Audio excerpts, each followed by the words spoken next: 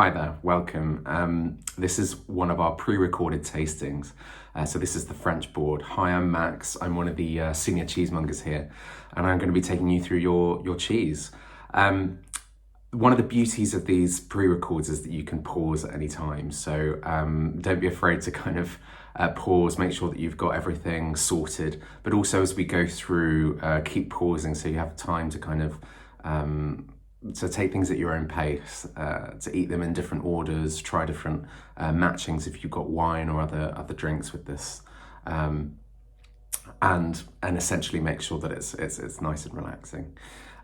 So first of all, if you haven't already, I would get your cheese out of the fridge, unwrapped, ideally kind of warming up for at least 20 minutes, even an hour is amazing, so that the cheese is tasting and smelling its strongest, and also to the texture's ideal.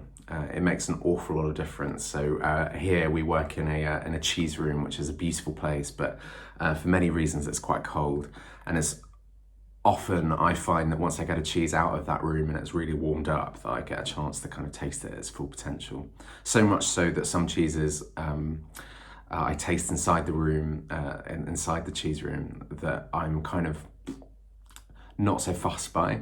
And then when I get them out of the room and they're nice and warm, then you see what all the fuss is about. So it really is crucial. So a little word about cheese boards in general. So I've got a few large pieces here to kind of show you what they look like. But essentially, we've helped you put this together. Essentially, we've chosen the order, chosen the cheeses. But you'll probably be wanting to do this yourself at some point. So it's worth kind of talking about how we put cheese boards together and how we think about them. And this is particularly crucial for something like the French board, because France is the home of the cheese board. Now, it's only recently that I found out that cheese boards really haven't been around for very long. I thought, perhaps like you, that cheese boards have been around for as long as cheese, essentially. It stands to reason. But it's only really since the French Revolution, and in any great number or frequency in homes and in restaurants in the 20th century, really, that cheese boards become a common thing. And exploring for a second why that is kind of helps you feel a bit better about how difficult it is, because I find it very hard to put a decent cheese board together. And a kind of way of seeing them, or a philosophy or approach that helps you put together something that makes the cheese taste as interesting and as unique and as special as it can do. So before the French Revolution, France was much like many other agricultural countries in Europe. So the UK, Spain and Italy, and like many of them are now, in fact. And that is that if you lived in a small region, then you were less bothered about being from the whole country, and more bothered about being from that particular region. So people in France before the French Revolution were exclusively sort of fierce regionalists. So with respect to cheese, if you had, we've got Livarot coming up, it's our penultimate cheese, but it's from Normandy. If you were from Normandy, then you would have thought of yourself as being from Normandy first and being from France second, or even third or fourth. And so what that meant was that when you have a cheese board coming up, it really would have consisted of maybe 3 cheeses maximum, but more often than not just one. So Livarot, Pont-l'Evêque, Camembert maybe. And that would have been it. And the long and short of beverage matching would have been whatever booze was made up the road. So in the case of Normandy, it would have been cider or perhaps Calvados, maybe beer, maybe a monastic beer. And that was it. So that was the long and short of a cheese board and cheese and wine matching. Now, there's a lot of pleasure to be had by just going down that route. Some of my best cheese and wine experiences have been one cheese and the wine made down the road. That's easy.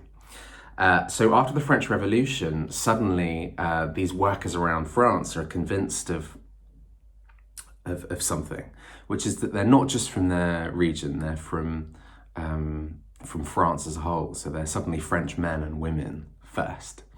And so that means a lot of things, but in terms of cheese, it means that if you're from the Champagne region, where our Charles comes from, then you can admit without betraying your mates down the road that a cheese made in the Auvergne, hundreds and hundreds of miles away, is also delicious. And indeed, something made in Franche-Comté or in the Loire Valley, it becomes a point of personal pride that your whole country can produce these amazing cheeses and wines. And as chefs were liberated from kind of aristocratic houses, or forced out of them, depending on your perspective, they started to showcase their knowledge of French cuisine as a national thing by having menus that covered dishes from across the country. But the kind of pièce de résistance was the groaning cheese board at the end of the meal in a restaurant that showcased the cheeses from across France. Sometimes it would have up to 100 cheeses on it. And this was a way of showing that you really understood what was amazing about French gastronomy and food and heritage and culture. But the food critics of the time, so in the late 19th century, people like Brillat-Savarin, thought this was a really stupid idea. So much so that they demanded that their cheeses be taken off the board, put on separate plates with separate knives, and perhaps even separate glasses of wine, which I think was a ruse, the last one. But in general, it was this kind of puritanical approach that each cheese is so complex. It's this amazing fermented milk product that can have hundreds, if not thousands, of different aromatic compounds going on. It's a real showcase of a region's terroir, which we can go into a little bit later. That when you eat a cheese, you're transported to the place that it's made. And it's a holistic, it's a whole experience that you're having of that particular region with that bite of cheese. So it makes no sense to those people to kind of to have something that's multiple regions and loads of flavors, and they thought it was just a cacophony. Now, this is a bit of a puritanical approach, as I said, and it kind of makes you an absolutely awful dinner party guest. But it's a nice way to view this stuff, to view each cheese as its own event, and you're really trying to get them the best experience out of that one bite as you possibly can. So what I do in that sense is just make sure that all of the cheeses are at room temperature, as I said, so they're tasting their best, but also that they're put in the order from mild all the way through to strong, so that you eat them from mild to strong, so that each cheese you're currently eating isn't overwhelmed by the flavour and aroma of the previous cheese. And that allows you to have a brand new experience from scratch with every cheese that you're eating. And also to try them all before you go down the route of chutneys or marmalades or fruit, as lovely as those things can be, that you kind of really focus, almost like you're doing a wine tasting. And then after you've tried them all and you've got the measure of them, then do what you like, eat them in any order, put them with whatever you like, don't worry about it too much. But when you've usually spent not an inconsiderable amount of money on something really special, that's the best way to kind of enjoy it at its best. So with all of that said, I think we should probably start eating some cheese. And that's essentially how we've done this. We've tried to showcase the whole of France, its traditions, its variety, the way that it changes landscape across the country. The unique thing about France compared to, say, the UK or Spain, which is that the 20th century didn't ravage their cheese-making traditions in the way that it did in some other countries. So cheeses like the Comté here, the Venerable Comté, have been the result of really 2,000 years at least of unbroken cheese-making, trial and error development and tradition and culture, which rarely happens anywhere else in the world apart from France. And of course it does, but not with this kind of consistency and variety, I don't think. So yeah, we've really got some exciting cheeses here that mean a lot, I think. So the first cheese up is the Salsichet. So this is from the Loire Valley. It's fair to say, I think, that the Loire Valley is kind of the home of European goat's cheese of this type, which is odd really, because as I said about the Comté, which has been kind of knocking around in one form or another for a couple of thousand years, goat's cheeses in France are relatively recent. It wasn't until the 8th century that the Moors invaded France on the western seaboard and brought the first goats with them. Now these goats were used to kind of struggling for a living, especially during summer months, kind of North African drier pasture. So when they got to France, it was like they'd gone to kind of goat paradise. They had more flowers and herbs and lush grasses to eat than they knew what to do with, and the farmers and the cheesemakers fell in love with the kind of cheese that you could make with this milk. So in the Loire Valley, unlike say the Alps, where you've got really hard winters and you've got to make hard cheeses like this to kind of help your family survive, in the Loire Valley it's a kind of region of abundance. So there's plenty of food and drink to go around. So when you make a cheese, it's less for kind of survival or necessity even. It's more for pleasure. So what they do here when they make a goat's cheese in this region, especially the kind of like spring through to late autumn production, when the goats are outside and they're eating this incredible pasture, they just let the milk sit, and they might add a starter culture, or in the case of cheeses like the Salsichère or even the Saint-Maur de Touraine, they use a natural starter culture, almost like a sourdough starter, where they just take the whey from the previous day's make and add it to the milk. So little to no rennet in this. We have to put rennet on the label because they might add traces of it, but usually there's almost nothing. So the curd acidifies and coagulates. The milk acidifies and coagulates and turns into curd very, very slowly. So in the case of Comté, that happens in 45 minutes. But in the case of something like Salsichère, it takes 24 or even 48 hours. And as that happens, this lovely kind of yogurty, almost lemony acidity starts to arrive in the cheese, which makes it really fresh, makes the back of your mouth water, and is a really lovely way to start off a cheese board. So once they've made this kind of delicate curd, they ladle it into molds, let it drain, so they don't press it, they don't mess about with it too much, and they just dust it in ash and put a bit of salt around the outside. And then the magic happens. You leave it on a rack, so they'll do a bit of this aging, maybe only for about 10 days. Then it'll come to us and we'll put it on our racks, and you control the temperature and the humidity in this aging room. And these beautiful, almost brain-like molds, it's like the surface of a brain, start to grow up on the outside. And you can eat them, so definitely don't cut the rind off this. But they introduce new flavors and new textures. So essentially what they're doing is rotting or eating the cheese from the outside in, but in a non-dangerous and delicious way. So they're releasing enzymes, which are essentially changing the texture of the cheese from something kind of firm and chalky to something more liquidy, also make it slightly more yellow in color. But more importantly than that, they take what's already there, the flavor that's already there from the milk and the production process, which is something that's quite clean and lemony and maybe a little bit minerally, and then add layers of complexity on that. So you get a tiny hint of mushroominess, a little bit earthy, a little bit vegetal. And then the more it breaks down, the more you get a bit of kind of spiciness at the back of the throat. And that suddenly makes these really delicious. And there's no real perfect point of ripeness for goat's cheese. Really, they can be eaten fresh and almost rindless all the way. I've seen tiny croissants that are a couple of years old that you could almost grate, and they're like rocks and they taste like rocket fuel.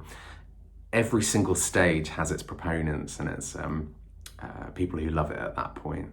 So any dogma I hear about goat's cheese being ripe or not ripe, I tend to ignore for that reason. But we get them to where we think they ought to be, which is a nice balance between that kind of fresh acidity, which really works to start off a cheese board, and that kind of added complexity. And you have this. So if you have any wine knocking about, something like a Sancerre or an unoaked Sauvignon Blanc, basically something with a bit of acidity, brightness, even an English white wine, like a Bacchus, for example, would be fantastic with that. So the next cheese up is the Chaos. So this is from the Champagne region, and so they use a lot of cows there because it's nice and flat and there's high rainfall with fairly lush pastures. And if you want a lot of yield from your animal, basically, in those regions, if you want a kind of high volume, but you don't have really long winters, and so you don't need to go to the trouble of making big, hard cheeses. You just want to kind of knock out really tasty, soft cow's milk cheese. But the thing that the Chaos has in common with the first cheese, as opposed to the cheese you're going to have afterwards, which is the Brie de Meaux, is that it starts off life with that slow acidification. So lots of people think that goat's milk for itself is quite lemony and tart. And of course it can be, because it has a particular acid in it called capric acid. But that long set for the curd is the thing that brings a lot of that yogurty acidity to cheeses, and it just applies just as much to cow and sheep's milk as it does to goat's milk. So the Chaos is wonderful, really, because they do this, but they also add a little bit of cream to the milk right at the beginning of the process, which keeps things almost fluffy and brings sweetness, but also brings a hint of bitterness to the final result. And then they do much the same. They ladle it into molds, they let it drain, and they don't ash it this time. They let a kind of white, downy fungal mold grow up on the outside. A mixture of molds, actually, one penicillin, one that's kind of more like a yeast. But that produces these extra layers of flavors. And what I get is just a really pronounced flavor of raw mushrooms on the outside. Verging, maybe a tiny bit cabbagey. And so you get that kind of fresh, creamy center, a bit of acidity, a bit of a clotted cream note, and then a lovely mushroomy finish. And I can't really think of a better pair for this than Champagne. Right, so the next cheese up is Brie de Meaux. So now this is the same as the Chaos, and it's made in Ile-de-France. But it's a really, I don't have a whole one here, but it's a really large cheese, kind of 3.5 kilos, invented by monks and made famous in the court of Charlemagne. So it's a pretty storied cheese. Now Brie, a lot of crime has been done under the name Brie, just like it's been committed under the name cheddar. But Brie de Meaux is something very specific. So that has a full protection PDO, and prior to that AOC, and that essentially means that it has to be made within an area to a particular standard in terms of both the materials used and the production method itself, which kind of conserves the quality, the tradition, and the ability of a cheese to taste of where it comes from, its ability to transmit terroir. This notion that wines and cheeses, for that matter, can be made with the same grape variety or the same breed or species of animal and with the same production method, but if you do them in two different places, they taste different. And that's because of the effect that all of those intangible variables, from climate to soil, but even local culture, and the kind of eccentricities of each place, end up directly and objectively affecting the flavour and aroma of the final product, which is why Brie de Meaux for me is the best brie type in the world. And I don't see that changing anytime soon, because it's so bound up with its history, tradition, and landscape. So this cheese is really large and flat, and so ripens quickly. So your Chaos is quite tall, so it never usually ripens all the way through to the center, so you get a balance of textures. Brie is kind of designed to ripen a bit more consistently, and so you get this lovely rich flavor. And also the other thing is that they use lots of rennet, so the curd sets very quickly, so it never gets that sour. So what you end up with something is rich and buttery, but there's more to it than just that. It tastes of kind of more sort of wild mushrooms, more complex mushroom flavor, but also very, very cabbagey. So it's almost like a kind of cabbage and mushroom cream sauce kind of flavor, which is delicious, with a tiny bit of sulfuriness, that very slightly eggy flavor, which can be horrible in large amounts, but in small amounts, when you've ripened it perfectly, just add complexity and interest to the flavor and make it great. So this cheese I would not recommend for a really big red with high tannins, because the rinds on this type of cheese already taste a bit bitter and they tend to exacerbate each other. but you'd be really hard pressed to find a better match, I think, than something like cider, actually, with this, or a slightly rounder oaked white wine would be fantastic too. And that rounder oaked kind of, really traditional big white Burgundy, or even oily white Bordeaux, would also go really well with the next cheese, which is Comté. Comté, I mean, it's hard to know where to start with this one. For my money, and this is just one cheesemonger's opinion, it's the kind of pinnacle of human milk fermentation. So it's about as good as cheese gets. So I'll try and back that up, and hopefully when you taste it, you'll agree. There's a lot of Comté made now. It's now quite ubiquitous in supermarkets, a bit like Parmigiano Reggiano is, and indeed Brie de Meaux, or even some of the finer cheddars. But there's a like with Champagne, there's a big difference between, even Champagne from the Champagne region that has that name and protection that you can buy anywhere, and the very best stuff. I would say that there's even bigger kind of span of quality in Comté than even that. So we get hold of Comté that I guarantee that's not at the same quality if you try and get hold of it pretty much anywhere else. So why is that? So Franche-Comté is up in the sort of Jura Mountains, so the kind of French Alps. And we get our wheels made from from April, May through October. So they make Comté all year round, but we'll only get wheels made at that time. And that's when the cows are up the mountain. So they're not in the winter when it's snowing and they're down in a shed eating hay and the milk's just okay. When they're up above 1,500 meters often, they're eating some of the most biodiverse and interesting pasture anywhere on the planet. So herbs and wildflowers, but also with that kind of proximity, the pastures get more sun. It's just probably the perfect place on planet Earth to produce milk, basically. There's nowhere else like it, really, apart from a few places in the States and in the alpine regions of northern Italy, and of course in Switzerland. But that kind of region there is pretty unique. And then also these regions have been cut off from history, really, for thousands of years. So wars happen, regions change hands, but the kind of farming communities up in the mountains that, live an almost nomadic life sometimes, are fairly unaffected. So the cheese-making tradition has been, unaffected compared to other countries, certainly the UK. And so you end up with a combination of this incredible raw material and this wealth of kind of multi-generational, multi-millennial knowledge that builds up, and you end up with a cheese that's about as complex and as delicious and interesting as it gets. So once they've made the milk, or they've actually driven usually a Jeep or a Range Rover with a milking unit on the back into the field and milked the cows kind of in situ. It's an example of a modern technique that actually improves things rather than ruins them.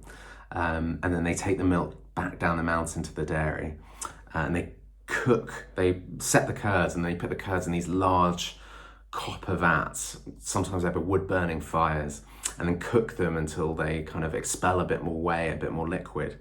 But also the kind of proteins align, and you get a very smooth, elastic texture. And then they put them in these giant molds and press them for sometimes a couple of days under really high pressure. And then they wash them a little bit like an époisse or a stinking bishop. So it's actually a washed rind, hard cheese. And that's where your troubles begin rather than end, because then aging, it's really difficult. So we get our cheese from an affineur called Marcel Petit. And this affineur produces, the best Comté in the world by far, I think. It's like a Napoleonic bunker built into the side of a mountain. So there's maybe 250,000 wheels in there. And they grade them. Essentially the affineurs are kind of the cheesemongers there, are some of the best in the world, demonstrably, because they get blindfolded once a week and they taste young wheels and they have to tell with over 80% accuracy which farm those wheels came from. So their palates are absolute machines. And then they select the top couple of percent of wheels that have the potential to be aged, but also given their highest kind of quality mark.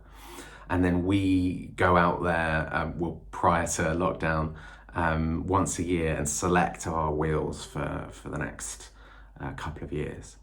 So what we're getting hold of is something that's got those classic Conte notes, so it's a bit caramelly, a bit nutty, a bit sweet, but it's also floral. There's so much else going on. It's about as complex smelling and tasting as cheese gets. And given the quality of the raw material, how difficult it is to make and age, the time that it takes, the intuition and experience, and the fact that you can't get a machine really to do any of this apart from brush the outside of the cheese, really, that's about it, means that I think it's every bit the equal of the finest whiskey and the finest Burgundies and Bordeauxs. And in that sense, it's kind of criminally underrated, I think. So something really special and deserves an incredibly special wine if you want it for a special occasion. Something like a Vin Jaune, or a wine from the Jura that has that kind of sherry note to it, works beautifully with this, or just something really exquisite like a really grand white Burgundy would be amazing. So we're going to go from that to our penultimate cheese. So these wash rinds are definitely the smelliest of all of the cheese categories. Most of its strength happens in the nose rather than on the tongue, which is why the bark of these cheeses can sometimes be worse than the bite. So we're kind of in Normandy, where the kind of discussion started. And these wash rinds were essentially invented by monks. So you find them in Ireland, northern France, through to the Alsace, down through Burgundy into kind of northern Spain and western Spain, basically along essentially the pilgrimage route, the Santiago de Compostela pilgrimage route that goes down into Spain.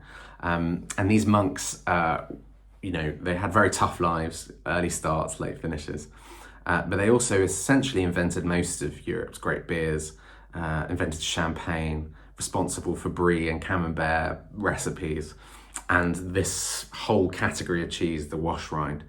So they ate and drank pretty well, I think, for the most part. And what they were essentially trying to do when they invented or happened upon this cheese-making technique was to try and get a cheese like this, or your brie, to taste a bit more meaty. So the idea was essentially that Catholics weren't allowed to eat meat on a Friday, and because they ate and drank so well and deprived themselves of so little, apparently, they just couldn't do it without it for one day a week. And so they, through trial and error, tried to get meat to taste like cheese. And they found that if you washed it with a brine, so a salt solution, and sometimes an alcohol, but not necessarily, then the kind of white downy fungal mold on this cheese would die off, and a sticky orange rind would take its place. And instead of producing kind of mushroomy vegetable notes like you tasted in your brie and your chaos, you get these meaty, pungent, almost livery notes with a cheese like this. And the big word for this for me when it comes to kind of mouth flavors or tongue flavors is savory. It's deeply, deeply savory. In that sense, it's comforting and satisfying like meat is. So in that sense, they kind of achieved their aim. So the Livero is sometimes known as the colonel or colonel, because it has these bulrush reeds along the outside, which look like the kind of the kind of signification, the signifier of rank on an army uniform. But essentially, you're starting off with a soft cheese and then washing it. And so I would encourage you to eat the rind, but if the rind is a little bit too strong for you, then just cut it off and eat the main section of the cheese. But this should have that kind of really deep meatiness. And so this, if you wanted to have a cheese with a big red, something that you would put with a steak, then this is the cheese to have with it. So yeah, I think wash rinds in general are often the cheese category that cheese lovers come to last, but often like the most because it's just so aromatic and pungent and delicious and satisfying. Yeah, I mean the French do that cheese method particularly well, I think. Your final cheese is the Fourme d'Ambert. So this is a blue. It's a really good way to finish off a cheese board for a couple of reasons. Firstly, it's the strongest. If you had your blue first, then your goat's cheese, you really wouldn't be getting the best out of this goat's cheese at all. It just wouldn't taste or smell of anything. And secondly, there's something about blue cheeses that seem to bring together the flavours of the rest of the cheese board. They are at once kind of tart a little bit, salty, savoury, a little bit of a bitter note, very, very aromatic, slightly nutty. They seem to kind of bring all of the flavours of the various cheeses together as in a kind of finale. So a pretty almost celebratory way of ending a cheese board. Now with this particular cheese, it's a little bit milder than Roquefort, which is made a bit further south. And so it doesn't necessarily need a sweet wine like that does to balance it out, because it's fairly well balanced, I think you'll find, as a cheese in and of itself. So it can cope with a big red, or you could choose a Jurançon or another sweet wine that's not too sweet, that just has a hint of sweetness. Would be delicious with this as well. So they make this in a form, essentially. It looks like a column, a stone column. And they make it in the Auvergne region. And the Auvergne region is a pretty good case for why France is so amazing when it comes to fermented products. This one region that people don't really go to on holiday very much because you can't ski there or swim. But you should if you ever get the chance. It has a volcano in the north. It's quite barren and rugged. Lots and lots of sheep and cows there. But not a lot else. But that one region has a greater variety of interesting wine, a longer cheese tradition, and greater variety of cheese than some whole countries. It really is amazing. And again, it's a place where if you want to taste what cheese might have tasted like 1,000 years ago, it's your kind of best shot, I think. Cheeses there like the Salaise Tradition, for example. But the Fourme d'Ambert has been made in a similar way for at least 1,000 years too. So essentially they make a crumbly, soft, semi-hard, crumbly cow's milk cheese. And they've added a little bit of blue mold in the starter culture. Now in history, like with a lot of modern Roquefort producers, they used to bake rye bread and let it rot down to a blue powder and then put that in the milk. And that would kind of lie dormant. And it's just the same with a commercial blue starter, or in this case, like cheese in the Auvergne, it's kind of a halfway house. So they've got somebody to produce a kind of repeatable starter culture, but it's using local strains of fungi and bacteria. But that lies dormant in the cheese. So if you just kind of made your crumbly, semi-hard cheese with cow's milk and this starter culture, it wouldn't be a blue cheese. It's not until at some point during the production process, after it's been made and it's ripening, you pierce it with needles all the way around, and that allows oxygen to flood into the center of the paste of the cheese, and it wakes up the blue mold. And the French have this lovely term, persier. So it's almost like blue parsley leaves are growing through the center of the paste. And they ripen the cheese from the inside out. So your brie, as Chaos, your Livarot and your Salsichère all have the molds around the outside, so they ripen from the outside in. This is the opposite. And basically the texture changes, so it gets creamier, looser, less crumbly, but also the flavour gets massive when you use this particular mold. So the French, I think that's its generic name now, is Penicillium roqueforti, which of course the French laid claim to. But this mold produces a wonderful effect on cheese.